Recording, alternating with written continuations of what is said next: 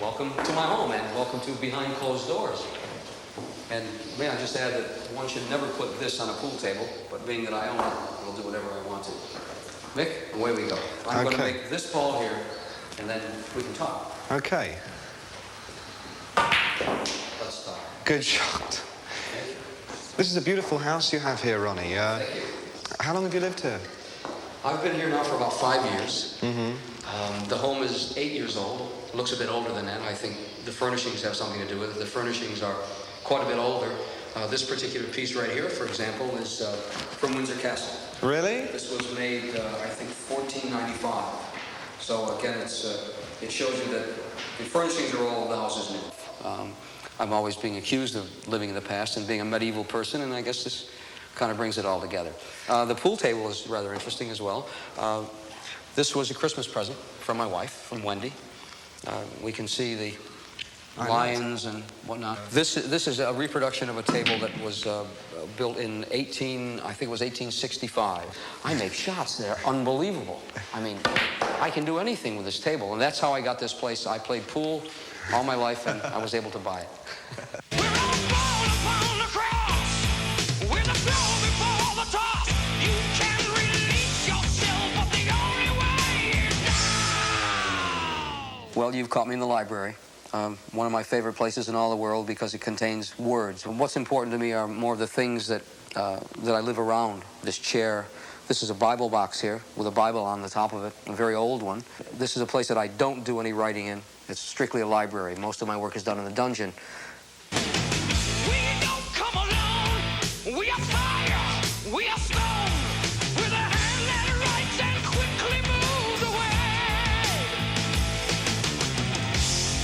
We'll know for the first time if we're evil or divine with a lasting life. Yeah, with a lasting life.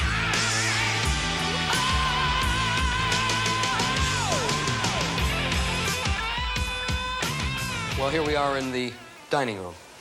As you can see, the table at which I eat my most favorite meal in all the world, which is Indian food. Curry from old Imperial Britain, I think that was. The table, as you can see, the sideboard, lovely carvings. I think the nicest thing about all this kind of furniture, and one of the reasons I love it so much, is because there was so much thought and care taking in doing it. These were when workmen really cared about the things that they made. It makes me feel that perhaps we can get back to that era someday. I think I care enough about the music. I know how much these people cared about what they made. Maybe when you put the two together, it all spells Dio. I don't know. You know I don't play piano. I'm a singer. Let's go to the bar. It's my favorite place anyway. This looks like a well-used bar. I mean, obviously, you've had a lot of elbows resting on this at one time or another. Well, you know, I should perhaps mention some of the other people in the band as well. And, you know, when we talk about the bar, that, of course, brings to mind, you know... Our friend. My mate Jimmy Bain, yeah. Now, Jimmy's not only a, you know, a great friend and a great musician, but he's a Scot as well. He's a good Scotsman. And he tested this bar for me before I bought it.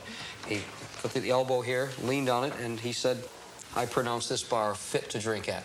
And so from that moment on, we've had a lot of parties here. As Ronnie said earlier, we're not big on big formal dinners or so on, but the bar is full of people most of the time. We never started with this. Why should we think that this should last forever? I was just as happy, and I'm sure Wendy was just as happy before, struggling and being happy together. I think this is all very transitory anyway. It comes and it goes. I mean, you have ups and downs. It's like life.